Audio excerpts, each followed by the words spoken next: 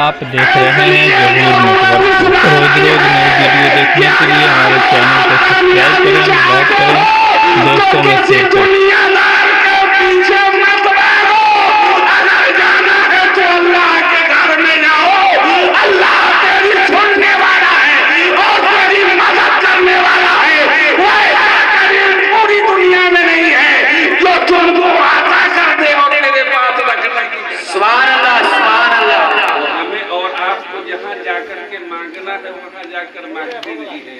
और इसीलिए शायर कहता है, और जिसके पास ना जाना चाहिए मांगने उसके पास जाता।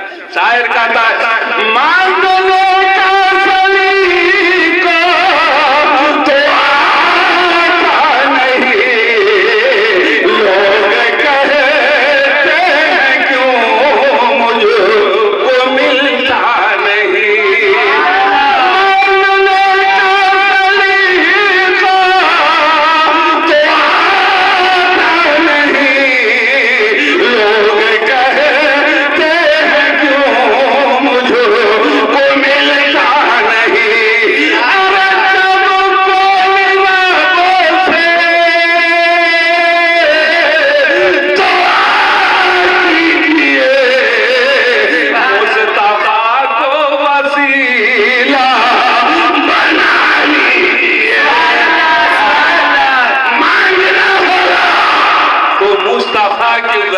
से मांगना होगा।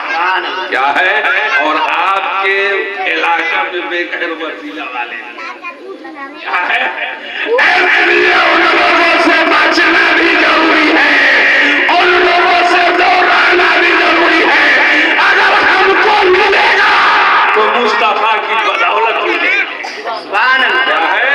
हम और आप चाहेंगे भेगे मुस्तफा के वसीले के मिल जाए तो ऐसा हो नहीं सकता है। मगर एक बात आपको ये कहना है, आपने जो ये महफिल सजाया है और मिलादुन नबी का एहतमाम कर रहे हो, एक बात याद रखो, इस पे इनाम रब का क्या होगा आपके साथ मालूम है?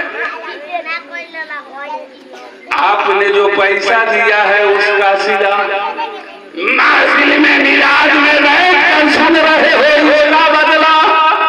ऐसी उजरत आपको क्या मिलेगी? तो आइए एक हदीस से बात समाप्त हमारे और आपके आका, आप उलमाए कराम से सुनते हैं, यही रबीउल नूर का महीना है। क्या है?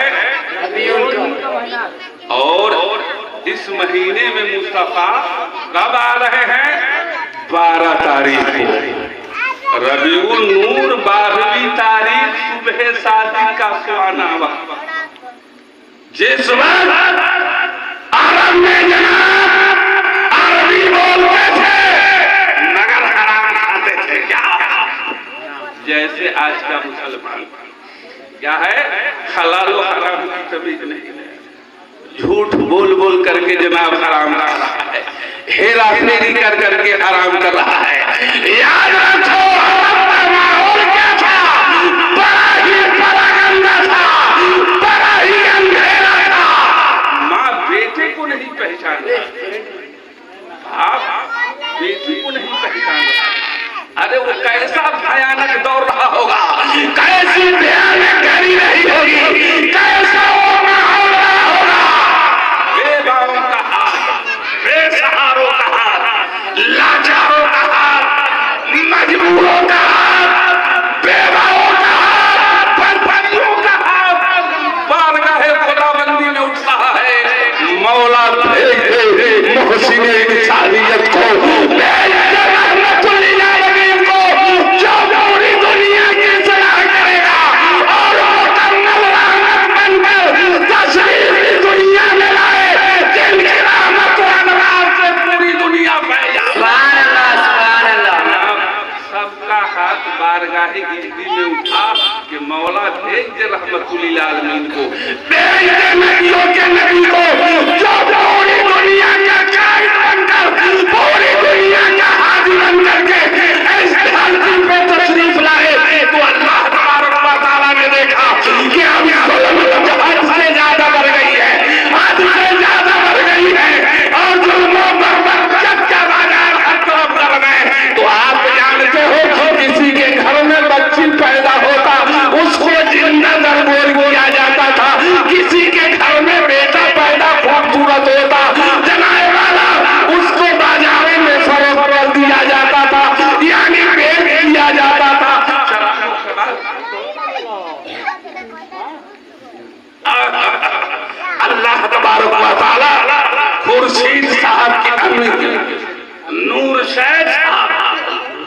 आदमी जिनको अल्लाह तबारक व तआला अपनी रहमत व अनवार से माला माल करे और उनके उम्र को लंबा करे, हमको परिश्रम देती रहे। सुभान अल्लाह, सुभान अल्लाह। इसलिए अल्लाह तबारक व तआला की बारगाह में मेरी दुआ है कि अल्लाह उसको हर बीमारी से महफूज रखे और उसके उम्र को लंबा कर दे। तो याद रखो, वैसे माहौल में, वैसे घड़ी में जब सबको हादी की जरूरत थी, रहबर की जरूरत थी, कायद की जरूरत थी, एक मुस्लिम की जरूरत थी, तो अल्लाह तबारक व तआला की बारगाह में दुआ किया। अल्लाह तबारक व तआला अपने प्यारे महबूब ताजदारे मदीना रहमत आलम सल्लल्लाहु अलैहि वसल्लम को कहा, महबूब अब आपको रहने की जरूरत नहीं है, अब यहाँ से उस दुनिया में चले जाइए जहाँ आपकी जरूरत है, जहाँ आपकी जरूरत महसूस की जा रही है। तो अल्लाह तबारक व तआला ने अपने प्यारे महबूब ताजदारे मदीना रहमत आलम सल्लल्लाहु अलैहि वसल्लम को यही रबीउल अव्वल का महीना, यही 12वीं की तारीख, सुबह सादिक के सुहाने वक्त में आप तशरीफ ला रहे हैं। सुभान अल्लाह, सुभान अल्लाह। महबूब सुबह सादिक में आप तशरीफ ला रहे हैं, तो आपको मालूम है सारा कबीला आपका जब दुश्मन बना और आपका चचा जो आपका साथी, आपका दुश्मन अबू लहब जैसा इंसान, उसकी लौंडी सौदिया मुस्तफा जाने आलम सल्लल्लाहु अलैहि वसल्लम के आने की खबर किसको? अबू लहब को पहुंचा रही है, जो अबू लहब इस्लाम का बाग़ी है, इस्लाम का दुश्मन है, मुस्तफा के खून का प्यासा बना रहा, और जब उसको भतीजे की आमद की खबर हुई, उसकी लौंडी को पहुंचाई, कहा ए अबू लहब, तुमको मालूम है कि आज तेरे घर भतीजा आया है? क्या है? तेरे घर भतीजा आया है। अल्लाह तबारक व तआला इस बच्चे के उम्र को लंबा कर दे और इल्म की दौलतों से माला माल कर दे। मेरे यारों सुनो, जब हमारे ताजदारे मदीना रहमत आलम सल्लल्लाहु अलैहि वसल्लम के आने की खबर सौदिया जो है अब अबू लहब को सुनाई, क्या अबू लहब तुमको कुछ मालूम है? आज तेरे घर भतीजा पैदा हुआ है। जब इतना सुना है तो वो खुशी में क्या करता है? अपने शहादत की अंगुली से कहा, ऐ सौदिया, आज से मैं तुमको आजाद कर रहा हूं। सुभान अल्लाह। मुस्तफा के आने की खुशी में, और वो भी मुस्तफा के आने की खुशी में, भतीजा के आने की खुशी में। आज हमें और आपके घर में बच्चा पैदा होता है तो बड़ा खुश होता है, बेटा होता है तो बड़ा खुश होता है, बड़ा मिठाई उठाता है, और जनाब बेटी का नाम सुनता है ना तो सर नीचे कर लेता है। क्या करता है? जानता है क्या कि हमारे घर जमाने वाला अब तो जनाब बेटा के बारे में सुनता है तो कहता है रिजर्व बैंक आ गया। क्या है? रिजर्व। और बेटी के बारे में तो स्टेट बैंक आ गया। अब स्टेट का स्टेट चला जाएगा, मामला बिगड़ता चला जाएगा। मगर यारों सुनो, अरे बेटी आती है तो अल्लाह की रहमत बन करके आती है, और उस घर जो है फरिश्तों की जियारत गाह बना दिया। सुभान अल्लाह। और बेटी जब तक के घर में रहती है अल्लाह की रहमत बन करके रहती है। सुभान अल्लाह। हम लोग बड़े खुशनसीब हैं। अरे जितना खुशी बेटा में मनाओ उतना खुशी बेटी में भी मनाओ। तो मेरे यारों, मेरे कहने का मंशा ये है कि जब हमारे और आपके आका के आने की खबर अबू लहब जैसे इंसान को मिली है तो आप जानते हो अबू लहब ने क्या किया है? अपनी लौंडी सौदिया को आजाद कर दिया है और कहा है, सौदिया मैं तुझको आज से आजाद कर रहा हूँ, इसलिए कि मेरे भतीजे की आने की खुशखबरी लाई है, खबर सुनाई है, इसलिए मैं तुमको आजाद कर रहा हूँ। आप जान रहे हो प्यारे, वो दुनिया का पाती इंसान इंसान, वो दुनिया का बद किरदार इंसान, जब वो कुछ दिनों के बाद मरा है। कौन? अबू लहब जब कुछ दिनों के बाद मरा है और दुनिया के अंदर हर गलत काम करता रहा, और जब कब्र जैसे गड्ढे में गया, कब्र जैसे गड्ढे के अंदर वो गया है, तो ये तो बदकिरदार था ही, वो तो बादी इस्लाम था ही, ये इस्लाम का दुश्मन था ही। जब कब्र में गया है तो अल्लाह तबारक व तआला क्या करता है? इसको तरह तरह से अजाब दे रहा है, इसको सताया जा रहा है, इसको दिखाया जा रहा है, इसको तरफाया जा रहा है, इसको हर तरह की अज़ियतें दी जा रही है, तकलीफ दिया जा रहा है। जब सोमवार का दिन आता है, क्या आता है? सोमवार का। जब मुस्तफा सोमवार ही के दिन आए थे, सुबह सादिक ही में ना आए थे, जब सोमवार का दिन आता है तो अबू लहब जैसा इंसान क्या करता है? उसके शहादत की अंगुली से पानी का चश्मा निकलता है और वो मुंह में डाल लेता है। जब मुंह में डाल लेता है तो एक हफ्ते की आजाद उड़ा देता है। सुभान अल्लाह। एक हफ्ते के आजाद का एहसास नहीं होता। क्या है? सुकून, चैन, राहत उसको मिलनी शुरू हो जाती है। तो एक दिन हजरत अब्बास रज़ियल्लाहु ताला अन्हु ने ख्वाब में देखा। किसको? अबू लहब को। आए बोला, कब्र में तेरा क्या हाल है? कारण न पूछो, कब्र में मेरा क्या हाल है? तरपाया जा रहा हूँ, सताया जा रहा हूँ, यानी दिलकाया जा रहा हूँ, तरह तरह से आजादें दी जा रही है। मगर जिस दिन मोहम्मद अरबी आए थे, सऊदिया ने मुझको खबर ला करके सुनाई थी, मैंने अपने शहादत की अंगुली से सऊदिया को आजाद किया। तो सोमवार के दिन परवरदिगारे आलम का जब आजाद आता है तो हमारे अंगुलियों से पानी का चश्मा जारी हो जाता है, मैं मुंह में डाल लेता हूँ, सारा आजाद खत्म हो जाता है, सारे आजाद को भुला देता हूँ। तो अब मुझे कह लेने दो मुसलमानों, एक बाग़ी रसूल, दुश्मन रसूल मुस्तफा के आने की खुशी मनाया था, तो उसको कब्र के आजाद से छुटकारा मिल रहा है। क्या? कब्र के आजाद से उसको छुटकारा मिल रहा है। तो हमारा और आपका क्या होगा? अरे हम गुलाम मुस्तफा हैं। क्या है? मुस्तफा के आने की जनाए वाला महफिल मना रहे हो, जश्न विलादत मना रहे हो। इसलिए शायर कहता है, जश्न विलादत क्यों न मनाए?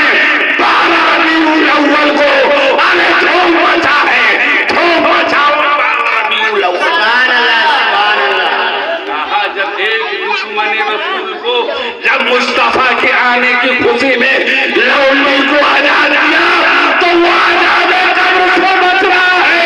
तो हम गुलाम मुस्तफा हैं, उनके नाम पे जलसा करो, उनके नाम पे मिलाद करते हो, क्यों नहीं? परवरदिगार अपने महबूब के तुफैल हमारी भी निजात फरमाएगा, हमारे बाप दादे की भी निजात फरमाएगा और जन्नत में उनका मकाम।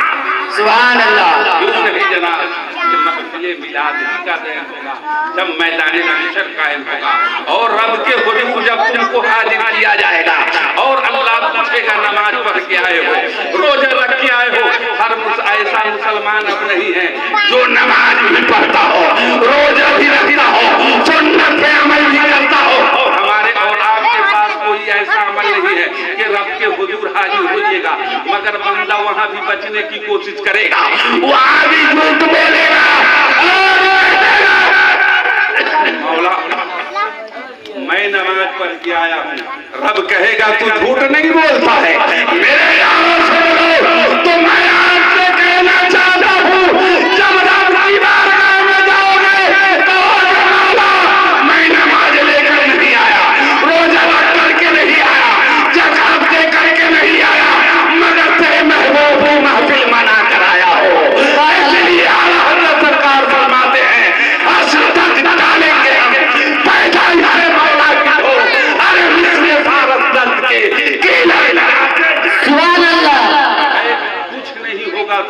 के मौला, मैं तेरे महबूब के नाम की महफिल सजा कर आया हूँ, तेरे और तेरे महबूब पे दरूद व सलाम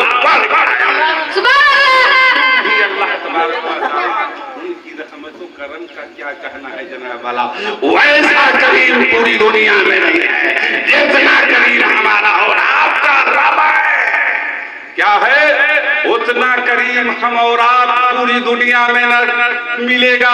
और यही तक के बात नहीं है, ये रबीउल नूर का महीना, 12 रबीउल शरीफ, आप जानते हो जब हमारे और आपके आका, आप उलमा से सुनते हैं कि काबा के अंदर 360 क्या है रखा गया था। और जब इस बुत को रखा गया तो हमारे और आपके आका ताजदारे मदीना रहमत आलम सल्लल्लाहु अलैहि वसल्लम जब आप बुत तोड़ने जा रहे हैं, काबे की सफाई करने जा रहे हैं, काबा को बुतों से पार करने जा रहे हैं, तो आपके साथ कौन है जनाब? हजरत मौलाई कायनात है, आपके साथ हजरत अली है। और जब काबे के करीब गए तो अल्लाह के हबीब ताजदारे मदीना रहमत आलम सल्लल्लाहु अलैहि वसल्लम अगर चाह लेते तो उस बुत को इशारे से भी गिरा सकते थे। क्या है? मगर आप इशारे से नहीं गिरा रहे हैं, आप हजरत मौला अली से इरशाद फरमाते हैं, अली हमारे आका भी उस बुत को पकड़ करके फेंक सकते थे, मगर मुस्तफा अपने हाथों से नहीं पकड़ रहे हैं। क्यों? हजरत अली को हुक्म दे रहे, अली इसको तोड़ो, इसको मारो, इसको फोड़ो, मगर अपने हाथ से नहीं तोड़ रहे हैं। क्यों नहीं तोड़ रहे हैं? आप जानते हो, अरे जो हमारे आका के हाथ से लग जाए वो जहन्नमी नहीं बल्कि जन्नती है। अगर आका उस को छोड़ देते तो वो कुछ भी जहन्नमी नहीं होता, बल्कि वो खुद भी जन्नती है। इसलिए हमारे और आपके आका ताजदारे मदीना रहमत आलम सल्लल्लाहु अलैहि वसल्लम ने क्या किया? आपने हजरत मौला अली से इरशाद फरमाया, ऐ अली आप हमारे कांधे पे सवार हो जाओ। अब हजरत मौलाई कायनात शर्मा रहे हैं कि मैं कहाँ और अल्लाह के हबीब का कांधा कहाँ, मैं कैसे अल्लाह के हबीब के कांधे पे सवार हो जाऊं? मेरे यारों, हजरत मौलाई कायनात कहते हैं, या रसूल अल्लाह, बेहतर तो ये होगा कि आप हमारे कांधे पे सवार हो जाते और हाथ में डंडा ले लेते। क्या है? मगर हमारे और आपके आका ताजदारे मदीना इरशाद फरमाते हैं, ऐ अली सुनो, मैं जो जानता हूँ तुम नहीं जानते हो। ऐ अली, मैं तुम्हारे कांधों पे सवार हो जाऊं, ये मुझको गवारा नहीं।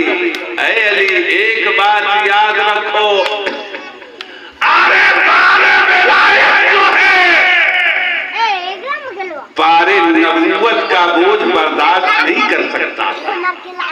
इसलिए ऐ अली मैं आपके कांधों पे सवार नहीं, आप हमारे कांधों पे सवार हो जाएंगे। इसलिए मगर मैं अगर सवार होता हूँ तो आप बर्दाश्त नहीं कर पाओगे, मेरे बोझ को आप नहीं बर्दाश्त कर सकते हो। जबकि हजरत मौला अली की ताकत का कुछ कहना नहीं, मगर हजरत मौला अली से आकर इरशाद फरमाते हैं, ऐ अली आप मेरे बोझ को बर्दाश्त नहीं कर सकते, इसलिए आप हमारे कांधे पे सवार हो जाओ और आप जो है एक एक बुत को काबे से निकालो और काबा को पार करो। आप जानते हो हजरत मौलाई कायनात अल्लाह के हबीब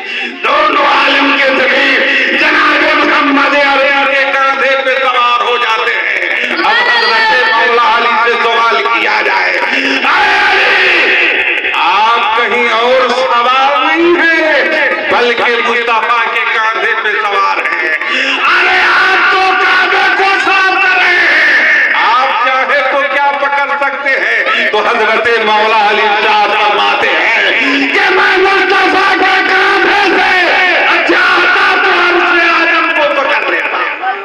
क्या है?